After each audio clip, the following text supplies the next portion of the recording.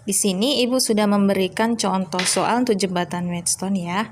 Nah, di sini ada R1 4 ohm, R2 8 ohm, R3 5 ohm, R4 10 ohm, R5 1 ohm. Nah, kuat arus ini mengalir dari positif ya menuju ke negatif.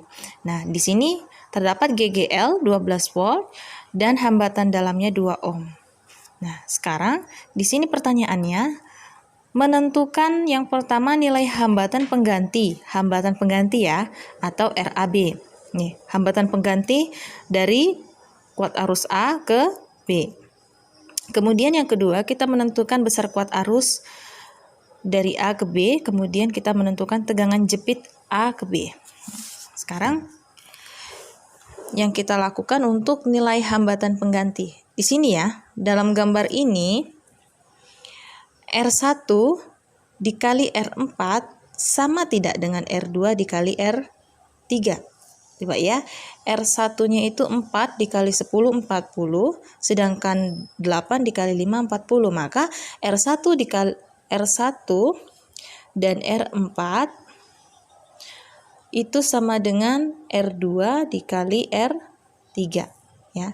Apabila dia sama dengan atau nilainya sama, maka kita mengabaikan R5 diabaikan. Nah, R5 diabaikan, maka kita mendapatkan rangkaian yang seperti ini.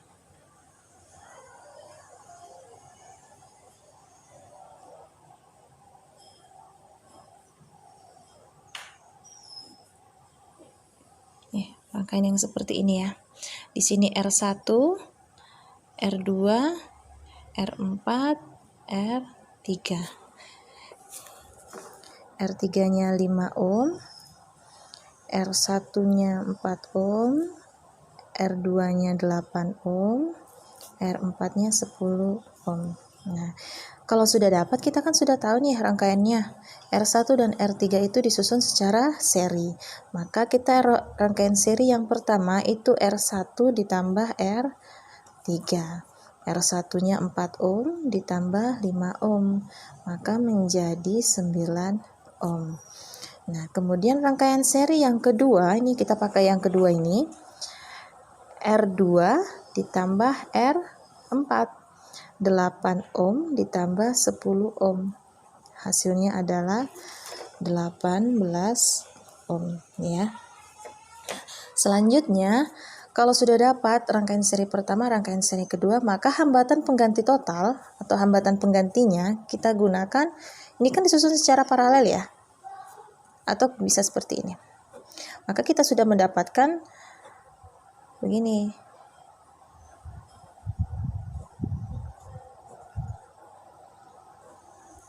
Ini rangkaian seri pertama, ini rangkaian seri kedua. Nah, ini kan disusun secara paralel.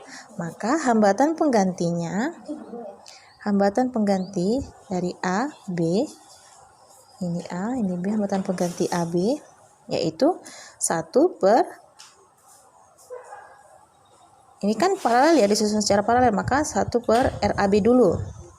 1 per RS1 ditambah 1 per RS2 rangkaian seri kedua, maka 1 per rangkaian seri yang pertama 9 ohm ditambah rangkaian seri yang kedua 18 ohm, 1 per 18 ohm.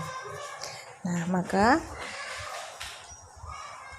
menjadi 2 ditambah 1, 3 per 18 ohm, ini 1 per RAB.